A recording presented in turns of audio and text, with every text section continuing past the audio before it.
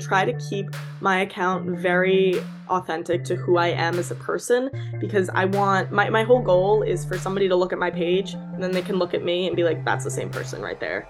She'll joke around just as much as she jokes around on her account, but also she'll talk about serious stuff.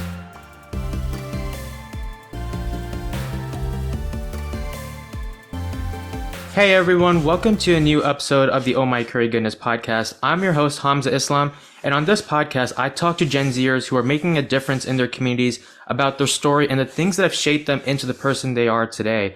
I want to be able to know what it truly feels like to be someone and just understand life from their perspective.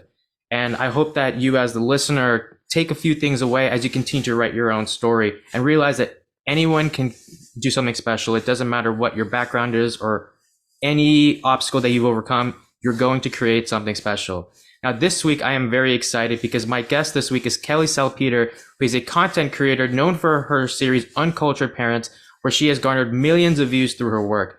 Kelly is someone who emphasizes the importance of staying true to yourself and being authentic, not changing for others, but rather changing for yourself, because success does not mean doing things for other people. It's about doing things for yourself that ultimately makes you happy. And so I'm really excited to be able to talk to someone like Kelly. So Kelly Salpeter, thank you so much for joining the Oh My Curry Goodness podcast. Yeah, thank you so much for having me. I'm really excited to dive into what we're going to talk about today, and I'm just happy to be here. Yeah, and firstly, I want to congratulate you, even though I'm a few weeks or months late, but you recently graduated from college. I think I saw State University of New York. So Yeah, I want to congratulate you on that. I'm sure it's been a crazy journey. I mean, I'm a college student myself. I haven't graduated yet, but I do know based on experience that college can be a hectic experience. Yeah, thank you so much. I graduated a couple weeks ago. It was definitely bittersweet leaving my friends and the town that I've known for 4 years, but I'm happy to be back and kind of pursuing basically the rest of my life. So thank you. I appreciate it. Yeah, and I do want to ask you I mean, you kind of touched on it, but I do want to I'd ask you like what it feels like to now finally graduate, because I feel like there's three different types of feelings. There's the there's like the exhaustion type where it's like it's how you feel after the end of a marathon where you're like, oh my gosh, I finally made it to the finish line. There's that. Then there's the, well, I don't really feel anything, I just graduated, I'm ready to move on. And then there's the, because of the experience you might have had growing in college, that's almost like emotional, that you're leaving all the people that have shaped you into the person you are today. As someone who's finally graduated, where do you feel like, how do you feel in terms of now that you are a graduate? That's a great question. I would say a bit of all three. I have my moments where, I'm so upset and I'm like, I miss my friends. I miss being in my college town. I miss all of that. And then, 20 minutes later, I'm like, what am I doing? It was, I'm gonna see all of them again, and I've made all these memories, and it was really good. And then, so it's definitely a combination of a bunch, but I'm very lucky. My friends live close by, and we have the technology to FaceTime and call and stay in contact. So we're just doing the best we can with that. And sometimes I'll wake up in the morning and be like, "Oh my God, I'm late for class," and then I'm like, "Nope, I graduated. I don't have class anymore." So I'm still trying to get over that. Yeah, I feel the same way, in the sense that because we're now in summer, it sometimes I'll have moments where I'm like, oh, did I do a homework assignment right? Because sometimes like when I wake up from a dream, there's a sense of, oh, I have 1 hour to get this homework assignment done or this paper done, and then I'll wake up going, wait, it's summer vacation. I'm not taking classes. So I think it is difficult, where I think as you're going through college, I think you're just focused on graduating, but then the moment you graduate, you realize, oh wait, it is bittersweet. But I think it is interesting that you say that at least you still are able to find ways to communicate with one another and realize that they're not going to be gone forever. That there are still some people that maybe you've met that will still play a big part in your life. So I do appreciate that. I'm glad that you have people like that. Absolutely, yeah. It's very interesting to look back at where I started and where I am. Because I'm the same person, but I think I've gained a lot of independence and learned a lot of basically how to grow up over the past 4 years. And I'm very proud of the things that I've been able to accomplish, given the pandemic and just setbacks in general. And it's interesting to just see the transition that I've made throughout this one college experience. Yeah, and I definitely want to talk about a little bit more about school later on because I think, correct me if I'm wrong, you majored in communications or that was one of your majors. And so I I think did. sometimes there are people that have some sort of misconception when people major in communication. But I want to start somewhere random in the sense that, people know you as a content creator, but I want to focus on Taekwondo because that was something I read about that was really interesting. And you are a fourth degree black belt, and I think there are 10 degrees, but still getting a black belt is impressive nevertheless. But I Thank often you. feel like when it comes to martial arts, people think of martial arts as just fighting, or you're just fighting another person, or whatever that may be. But I often feel like, and maybe you can add more to this, because I mean, as someone who's a fourth degree black belt, what are some of the things you've learned from martial arts that you feel like you've been able to apply in your personal life? Because I don't think it's just fighting, but rather there's a reason why it's called martial arts. There's a specific type of art that maybe people don't see unless you're actually involved in that space. Yeah, I completely agree with that, and I'm really happy we're talking about that. Like you said, a lot of people hear that I did Taekwondo for 17 years, and they're like, "Oh, beat me up," and that's really not what it's about.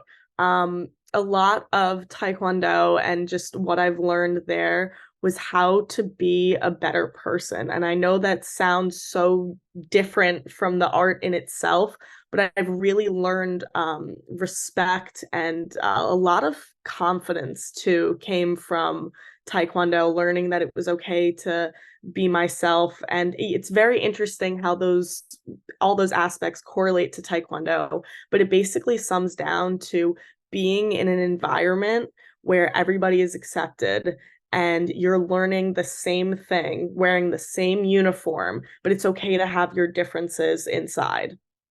And I think that is a really important thing to do. And the things that are kind of tolerated during Taekwondo are aspects in life that I really value. There are a bunch of tenets of Taekwondo that we kind of follow: self control, perseverance, indomitable spirit, integrity, all of those. And I think, though, based on those tenets and trying to live by those is very important to create the best version of yourself. That is an interesting take where it's that where you say that Taekwondo makes you a better person. And it is weird because I think for a lot of people, when because of the fact that Taekwondo has this weird label of, oh, you're fighting, then it's like it's like you're trying to be, I guess, an aggressive person. And it's weird because you're just thinking, no, it's not me being aggressive, it's me being patient. It's focusing on the small things that make you a better person. And I also know that you are an instructor as well. So what is it like to be able to share that experience with other people? And what's funny is the other day I was on a road trip and I was watching Kung Fu Panda with my little brother. And one of the things that we often joke about is, and I think we see this a lot when the master teaches the student, is one day will the student beat the master? So for you, what's it like sharing the experience with other people? And do you hope to see the day when one of your students tries to beat you up in a fight? Oh, that's so funny. So I usually, when I taught, I was teaching the anywhere from like 3 to 5 years old. I was like the lead instructor, and then from like the five and on, I was kind of like an assistant instructor. So it was so amazing being able to see the learning being done within these students. It was, they would come in all rowdy from the day and just being what 3 year olds do. And being able to see them kind of sit down and understand the moves and kind of understand the tenets too that go behind them was like watching the learning happen in their brains was something that I'll never forget.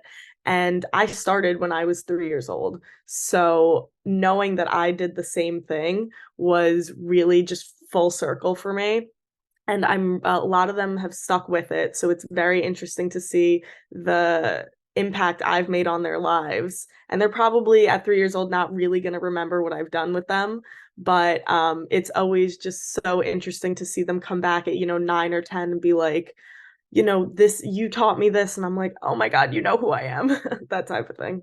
Yeah, I gotta tell you an embarrassing story. So I did Taekwondo for a bit when I was about 10 or 11, but it was only because my parents were like, you need to get out of the house and exercise and everything. So I mean, like the basic belt I think is white. So I was always a white belt because I Yeah. never really tried. I never really focused too much on trying to improve myself in Taekwondo. But it is really cool that you're able to make an impact on people's lives, especially in this sport. Um, and just realizing, and it does feel weird because you said that you trained these people when you're 3 or 4, and then now they're 9 or 10. Even though that's like a 5 or 6 year age difference, does it ever make you feel old in that sense, where you're like, wait, 6 years ago you were here, and now you're at this stage of your life? No, sometimes I'm like, why are you as tall as my shoulder right now? You should be up to my knees. Something went wrong. Something what happened? You wanna reboot that? You wanna refix that? But no, actually same thing with me. My parents originally, I have a twin brother. My parents originally put my brother and I in Taekwondo when we were 3 because apparently we were fighting too much with each other and we had too much energy and we're just like basically bouncing off the walls and they were like we need to channel this, we need to do something about this, so they put us in taekwondo for like an after school thing, and I'm very thankful that they did that because it turned into something that I'll never forget in my life. But the original start was just hysterical. I have like pictures of us when we were like 3 years old just like googly eyed at the camera. Are you?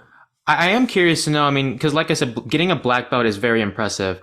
Is there? Thank Do you. you ever hope to continue in any way? Because like when I first heard that you were taekwondo, or when you did like taekwondo, part of me thought, are we ever going to see like you becoming the next Ronda Rousey in any way? Like, is that something you want to do, or do you feel like you're satisfied with this, with where you're at in terms of like, I guess your taekwondo career? I definitely am satisfied with where I'm at with my Taekwondo career, but I will say that I would love to go back and I would love to. I took probably a little bit off just because of college and being in a different state, not different state, but like a different part of the state. And I miss it a lot. It became a huge part of my life. A little bit of my heart is in there. And so I would like to continue with it. And I have been going back and saying hi to the people that are there and watching my students grow up. And it's hard going in and out and not being a part of it. So I definitely do want to continue. Well, I'm glad that you've been able to incorporate that because I feel like taekwondo is a very interesting sport It that is. has life skills rather than what we're used to seeing. I want to now transition into authenticity because Sure. that was one of the things that really stuck out to me about you, was that you are someone that really cares a lot about just staying true to yourself and being okay with who you are and not trying to change for other people. Authenticity was something that I struggled with growing up, in the sense that I often felt that in order to be liked or respected, you have to do things that other people want you to do rather than what you want to do. And sometimes when people think of authenticity, it's a weird way of saying, oh, like you're being selfish. What for you growing up, was authenticity something that you always embraced, or was there someone in your life that really told you that it's okay to be yourself and not try to change for other people? It's a great question. I was very fortunate to have very embracing parents. They were always kind of like follow your dreams, do what you want to do, wear the clothes you want to wear, do that. However, growing up, in the generation that we grow up with and in the towns we grow up, you see other people doing things and you're like, oh, I want to act like them so they'll be friends with me because that's what's depicted on social media and that's what we get in our heads that we need to do. So, as a teenager, I was like, this is exactly what I have to do. I got to wear these clothes and have this jewelry in order to be liked. I have not only over the past 4 years of college, but just over kind of my life in general, come to realize that that is a bunch of bull crap. That, and excuse my language, but I'm not going any further because we're on a podcast. But I've really come to understand that the only way to make yourself happy or to really have that true innate happiness is to be who you are. And that is what I strive to do. And, sometimes I get caught up in the little bubble and the little microcosm of social media and my world. And I'm like, oh, yeah, I have to do this in order to get this followers or this many views or whatever. And then I take a step back and I'm like, what am I doing right now? So I definitely have my moments, but it is very important to me to have authenticity to myself, and I try and strive to put that out as much as I can. Yeah, my parents growing up, they taught me the importance of being true to yourself. But growing up, I think sometimes we care so much about what other people who look like us or relate to us, we care so much about what they do. And so we think that if we do this, and this, then that's what makes us cool. And then what I've also really realized is that you're not going to be liked by everyone. And so even if you do something that you do something because other people are doing it, there's always someone that doesn't like you.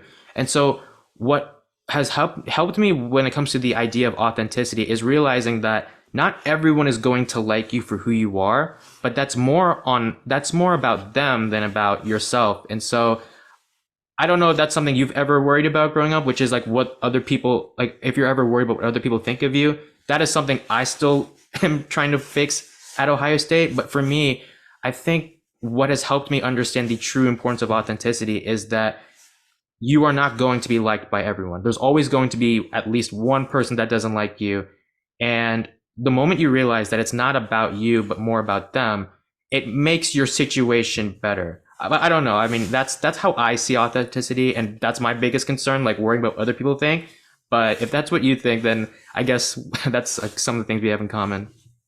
No, I don't think you're very far off from what most people think in general. I think that's a big factor in a lot of people's lives, and trust me, I'm there. I definitely had more of a thing with that in high school because there was a lot of like conforming and like let me do this to get everyone to like me, but also guess what? Not everybody likes you, and it is what it is. I mean, it's what how is that really at the end of the day going to be something that I let affect me? And that's just kind of what I've learned over the years that it's okay. Not if everybody likes you, and I'm gonna still post what I want to post, and I'm gonna be who I want to be, and not let that one person infiltrate my life like that. I love that. I Yeah. want I want to talk about your content create or your content creation, and specifically the uncultured parents. But what was interesting is that this was something that you've wanted to do ever since TikTok became a thing, and now here you are being able to pursue your dreams. One of the things I love about interviewing the people that I've interviewed is that every single one of the guests that I've interviewed in the past have taken an untraditional path. They're not afraid to be able to pursue their own passions, regardless of what other people think of them, because it's staying true to who they are. And for a lot of people, when they see the idea of content creation, not a lot of people know what that is, or especially when it comes to older generations, they'll look at the things that you do and think, how are you benefiting society, or what is this, or how are you going to make a career out of this?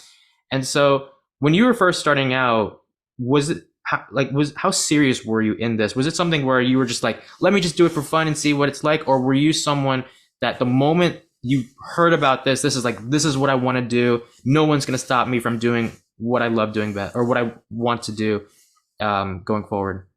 So I actually, do you remember the app Vine? Yes, I do. So yeah, yeah. I was on Vine a lot, and I really wanted to like make videos on Vine, and I tried to make videos on Vine. It just like didn't work out. I was also like 13, so I didn't really understand like how to make a good video or like even what how to use the app in general. I was kind of just scrolling for fun.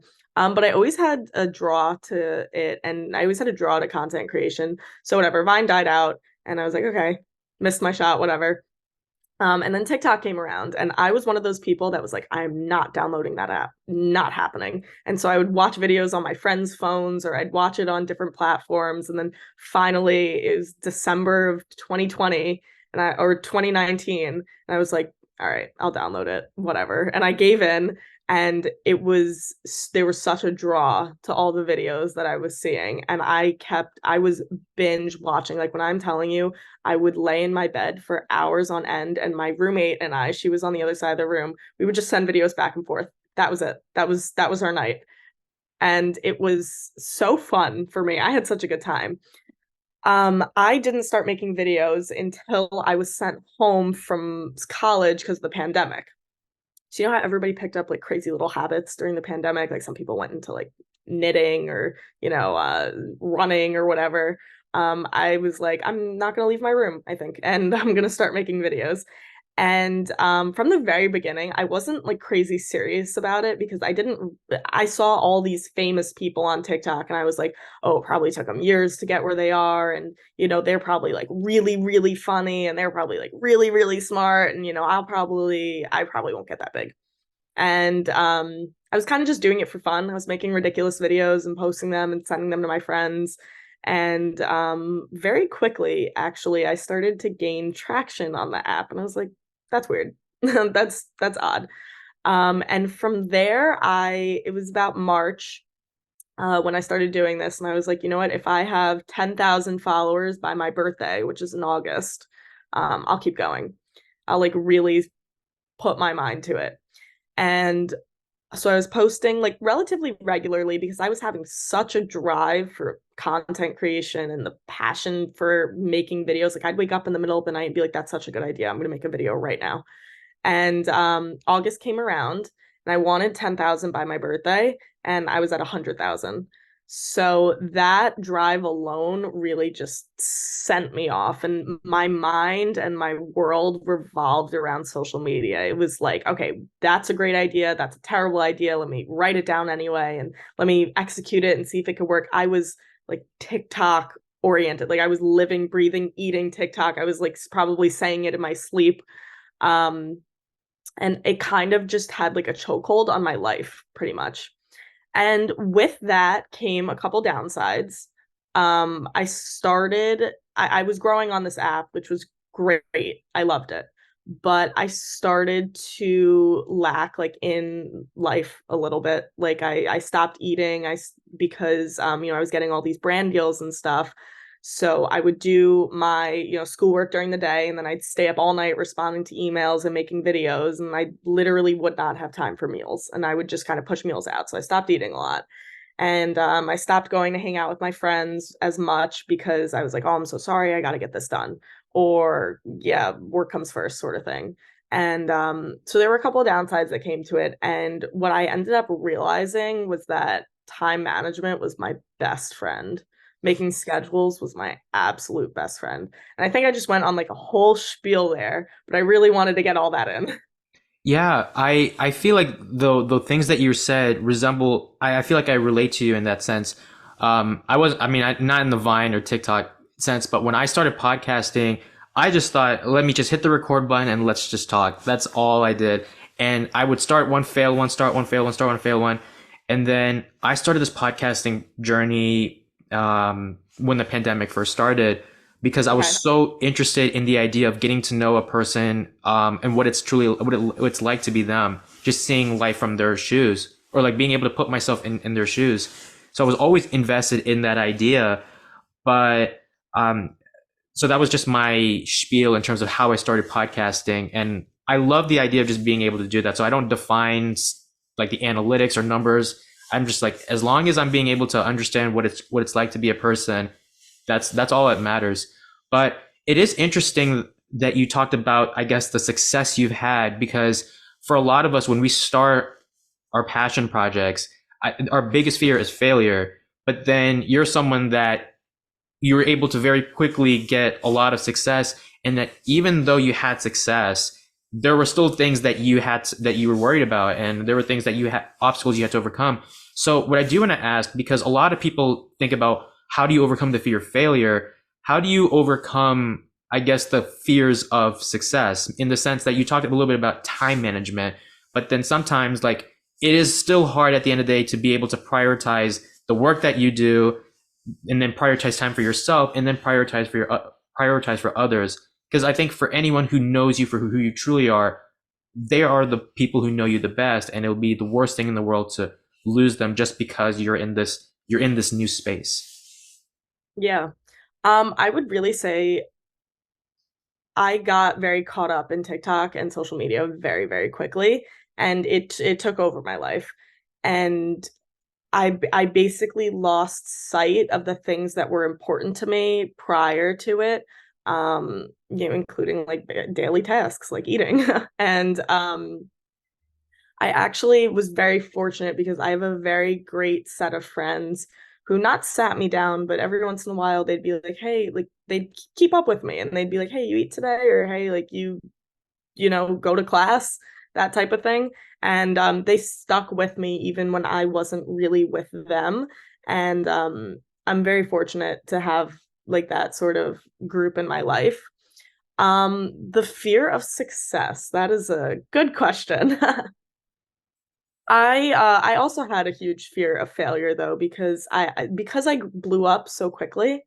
When a video didn't perform how I assumed it should perform, that really got to me.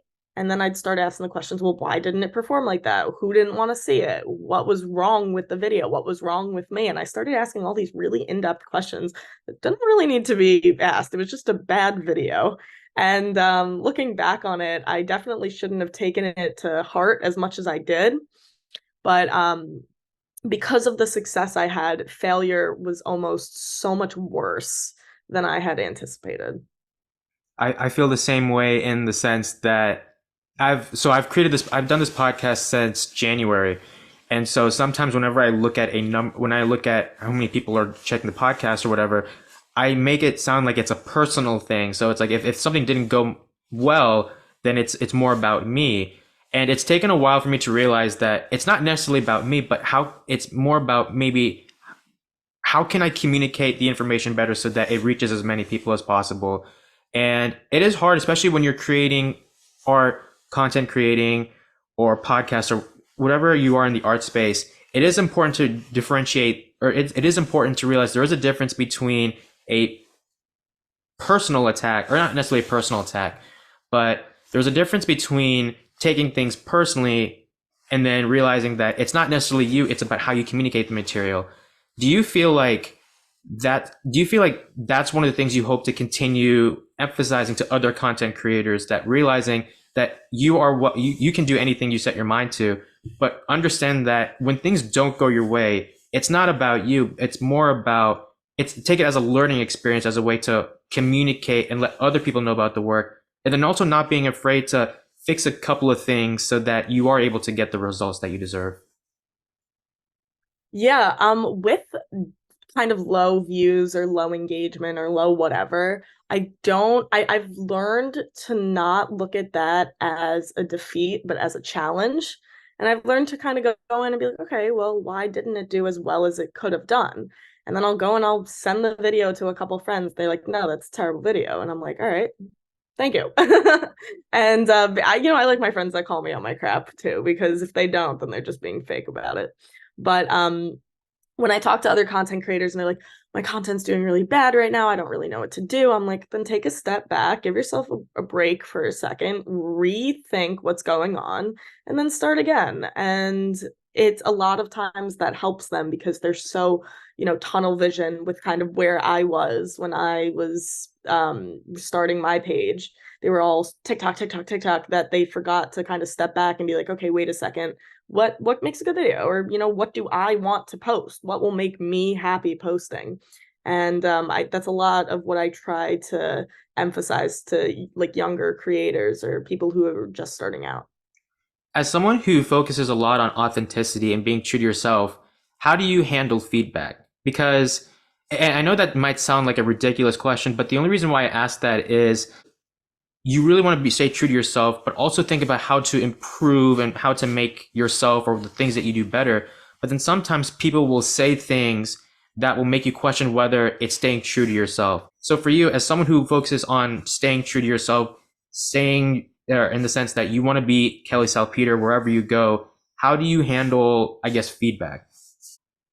I've gotten better at feedback over the years for sure. Originally when I was getting feedback, I'd like go cry about it a little bit and then I'd get up and be okay. But now I'm kind of definitely more mature with feedback. I'll take it actually into consideration rather than just like, oh man, that person really hates me.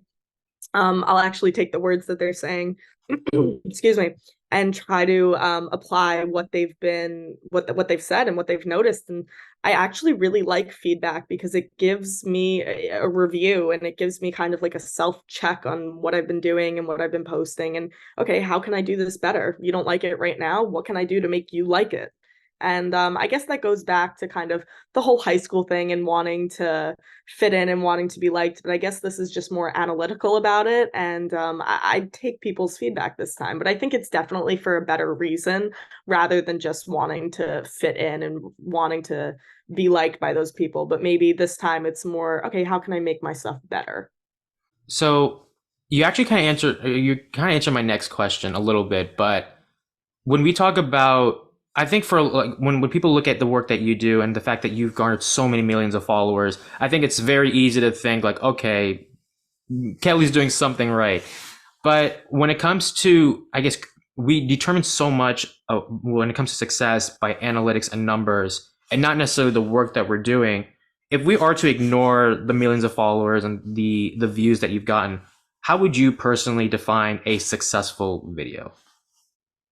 I would personally define a successful video as something I myself believe is funny and believe it is quality content to put out.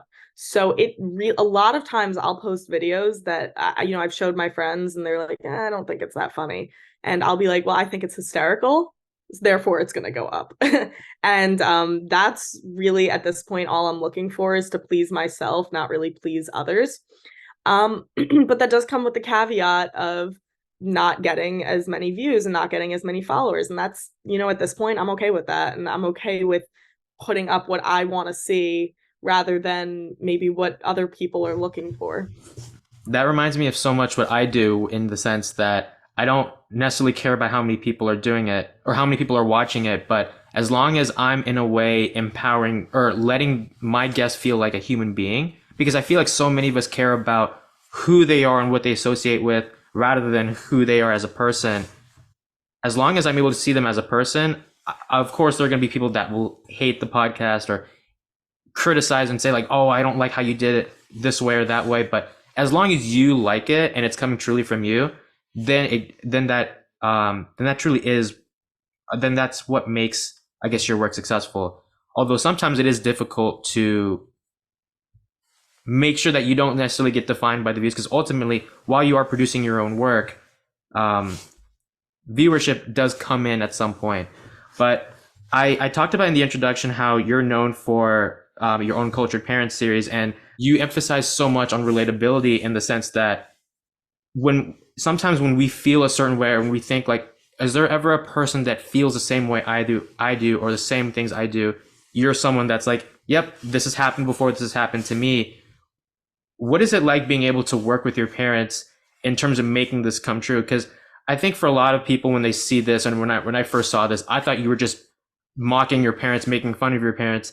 But in reality, they've actually been with you the whole time. And so they're fully on board with all this. So what is it like to be able to work with your parents and trying to make the best video come true as a family?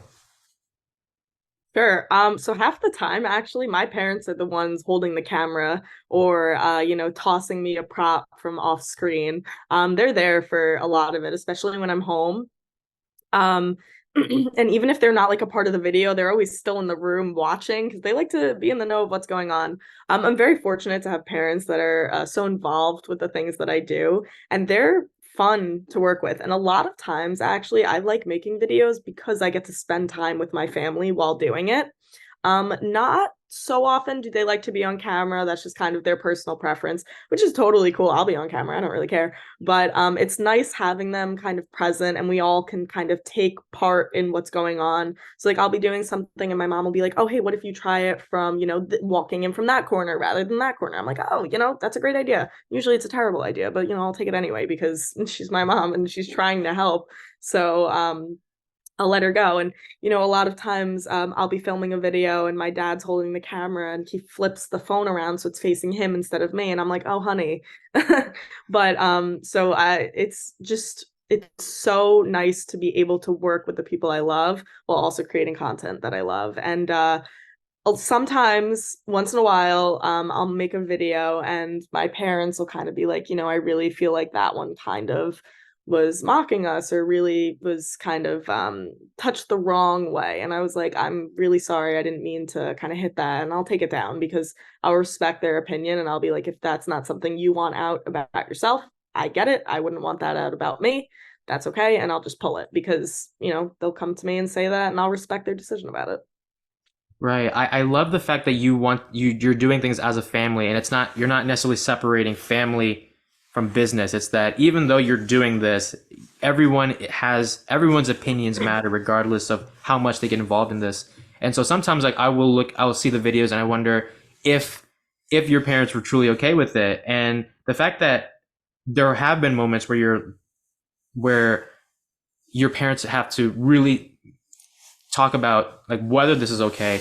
It truly, I love the fact that you're able to make sure that everyone has to be on board before it's out there, because I think, your intentions best, but then not everyone else sees the way, not everyone sees something the way you see things. So to make sure that their feedback matters and the fact that you're going to do things to make sure that they look good. Because at the end of the day, when you are working with your close friends or family, I think the biggest fear is to make sure that you don't put yourself in a situation where you look bad or other people look bad. So the fact that you want to make sure that everyone looks good and while also having a fun time, I think that's really great to see.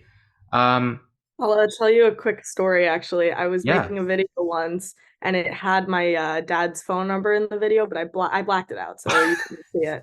But at the very end, the black disappeared for like 0.5 seconds and I just didn't notice it. I guess I didn't look when I was rewatching the video and I uploaded it and it was one of my better videos and it got upwards of like 10 million views. And my dad called me and he was like, Kelly, and I was like, what? And he goes, why am I getting hundreds of texts from random people? I was like, what are you talking? Like, did your phone get hacked? Like, what are you talking about? And then I got a text from my friend and she was like, hey, I don't know if you noticed or not, but your dad's phone number is in the video. And I was like, Oh, that's the worst. and so he was like getting a bunch of messages like, hey, are you Kelly's dad? Da, da, da, da. And my dad's so cute. He doesn't really understand technology. So he's like, who are these people? And he ended up having to like block a bunch of people. I don't think he had to change his number yet. He did have to change it at one point, but I felt so bad for him because something I did negatively impacted his life, and he had now had to deal with it. And I was like, oh my god, I'm so sorry, but I've learned my lesson from that, and I'm not putting my dad's phone number online ever again. I don't think we ever want to put our parents' phone numbers. Oh, that's the worst. I Yeah, want to talk a little bit about the future when it comes to content creation. Before we talk about communication, sure. your major, which is that you are someone that wants to continue working with people who emphasize the importance of authenticity. I read somewhere on your website where one of your goals when it comes to content creation is to continue working with brands and other companies that focus a lot on authenticity. And I think you may have answered this question during this conversation, but I do want to bring that back and we can cut it later if you already answered it. But why do you think authenticity is important? Or let me word it this way.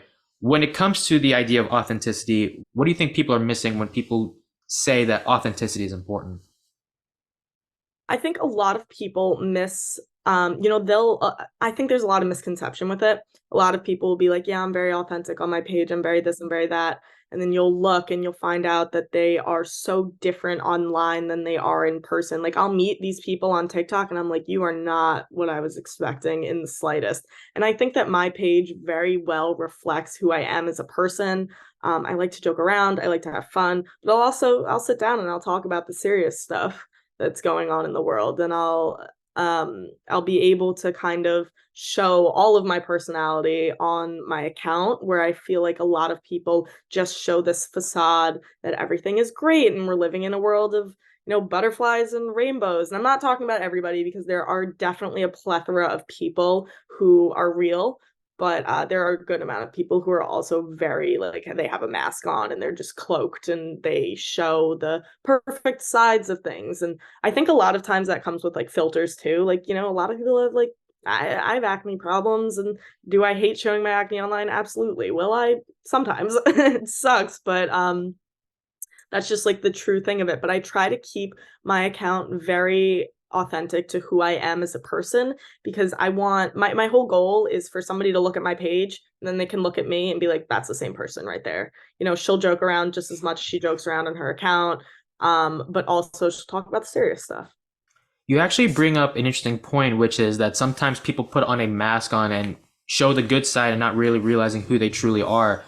And one of the things I'm actually something I'm curious about is intention. And so how Mm-hmm. do you know if people are doing it because they want to look good on themselves versus maybe they're just afraid to show their true selves? Because you bring up, you say that, with your social media, the person that you put online is the same person you are as just a regular person.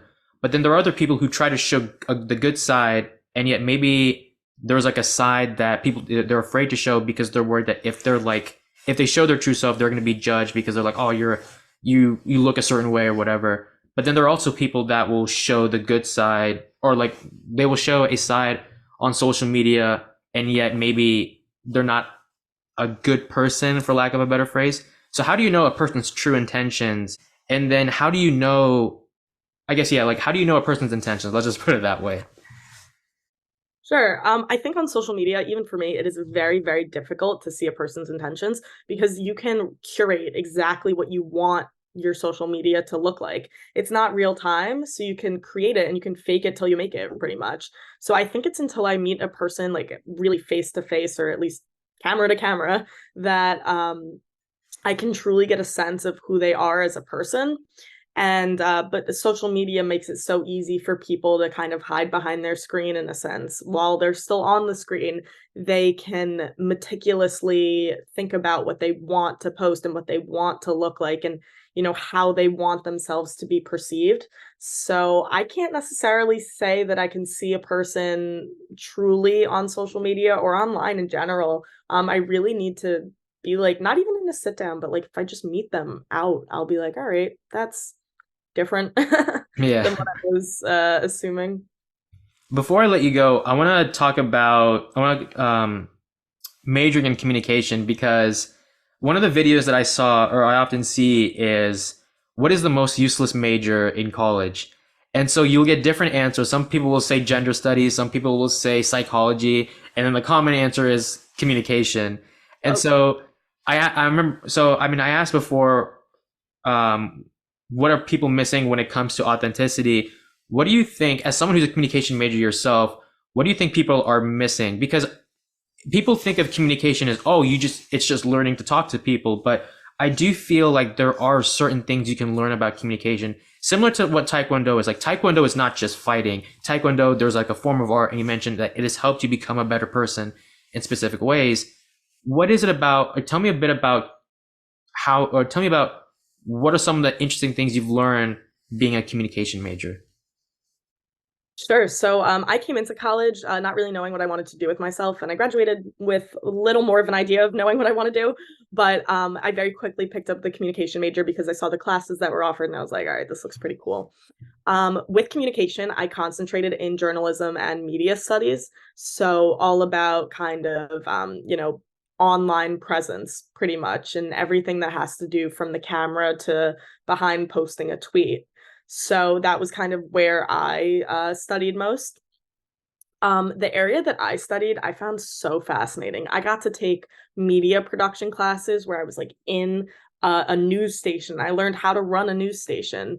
I learned how to write a script, and I learned how to, work a teleprompter and all these things that you never really think people need to know how to do. And then all of a sudden you do have to do them when you're working in this type of field. So communication for me was definitely very interesting, and I became very passionate about it very quickly because I loved the work that I was doing.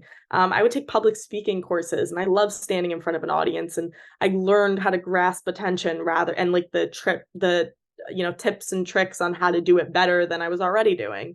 So I definitely loved the area that I studied, and I think a lot of people don't understand kind of the certain things that go in behind it. But I also understand when they're like, communication, you just learn how to talk to people. Like, yes, you learn how to talk to people, but it's also really cool.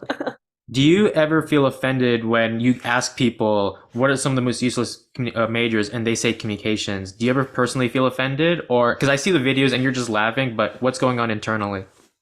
No, honestly, I'm not really offended by it. I understand the misconception that goes along with it. So I'm like, oh, that person just doesn't know. But also, I think it's hysterical that I chose the one major that everybody thinks is ridiculous. Yeah, interesting story. So this past semester, I took a course called persuasive communication, and so the idea behind the Nice. class is being able to communicate your material and try to persuade an audience to support whatever or support your so we had a support your organization. So like we had basically this project. It was a class, but we had a project for 6 months where we had a nonprofit organization, or we chose a nonprofit organization, and the goal is to raise awareness about a specific issue. So I chose Islamophobia because as a Muslim, there have been many forms of or many types of discriminations against Muslims. And Hmm. so for 6 months, I would do research on who my audience is, why it's important to be a part of this issue, why it's important to support the nonprofit that I chose, and then talk about some of the issues or the obstacles that are preventing people from supporting the community or supporting my nonprofit. It's not my nonprofit, but like we got to choose a nonprofit organization that aligns with our project. And so one of the most important things that I really took away is how difficult it is to persuade people to support what you do. And I feel like as a content creator, or like especially in art, in that space, it is very difficult, especially when you're starting out, to convince people to support you. So I think for a lot of people, I do wish that people do take communication classes, because it is actually important. It's not just something that you get an easy A, but it's something that will stay with you throughout your whole life, because you're going to be meeting people and you're at one point going to try to persuade someone to support whatever it is that you're doing. Yeah, definitely. I completely agree with that. And to add on to it, I think there are a lot of like in-depth classes that communication offers that really are important to just general living and like that. So I definitely think people should take a communication class if they have the opportunity. Yeah. I want to bring up one more thing before I let you go, which is I saw somewhere you are a content creator for the New York Mets, or something along those lines. And Yes. one of the things I have in common with you is that, so I'm a pretty big sports fan myself, more so soccer, but some of my favorite sports teams are from New York. So I'm a fan of the New York Islanders of the National Hockey League. I'm a fan of the Brooklyn Nets of the National Basketball Association. But why I wanted to bring that up was you are in a way living out, I don't want to say living out your dad's dream, but your dad, I think, is a New York Mets fan. And so as someone who gets to work for the New York Mets, what is it like to be able to, I guess, what is it like to be able to give him this gift of being able to work for one of his favorite baseball teams? I mean, because I feel like as great as, I mean, I don't know if you're a baseball fan yourself, but like being able to give back to your parents in the way like, hey, dad, I'm working for one of your favorite baseball teams. It goes back to the sense that you have a really deep respect for your family. And it's not just something that it's not just a career for you, but it's a way of giving back to those who believed in you in the first place. Yeah, so my dad grew up in Bayside, which is really not too far from the original stadium. He's been a Mets fan, ever since he could probably watch TV. So naturally, I grew up a Mets fan too, because that was what was always on in the house. And now working for them, I can finally give him something that he not necessarily couldn't give me. Like he's provided for me his entire life. And now I can go back and I can take him into the stadium and I can show him all the different things. I'm so sorry that the stadium offers and, just the little tidbits that he really enjoys. And, I'll come home from work and I'll tell him stories about how I talked to some players or talk to his favorite announcer during the day. And he's like, tell me more. Like I think he's just so proud that he was able to be a part of this journey with me, and then I get to take him in and I get to show him around and give him kind of another experience that he never was able to have. Yeah, I love that. I love how you are very authentic to, who you are, and the fact that even though you've had so much success, that ultimately there are certain things that matter to you, especially family. So, Kelly, I Definitely. know you have a really busy schedule, but I just want to say thank you so much for taking the time to talk with me. I really enjoyed being able to know more about you, and why communication is actually not a bad major, even though some people think it is. But please continue to be authentic, and I look forward to meeting you in person someday. Yes, definitely. Thank you so much for having me. This was a great time. I loved meeting you and I loved doing this. And yeah, fantastic. Thank you guys so much for listening to this episode. If you like what you saw, be sure to subscribe to this podcast on Apple Podcasts, Spotify, or wherever you get your podcasts. You can also follow us on Instagram at the OMCG Podcast for more information on guests, preview clips, and more. Please continue to support this podcast in the future, and I can't wait to see you guys in the next episode.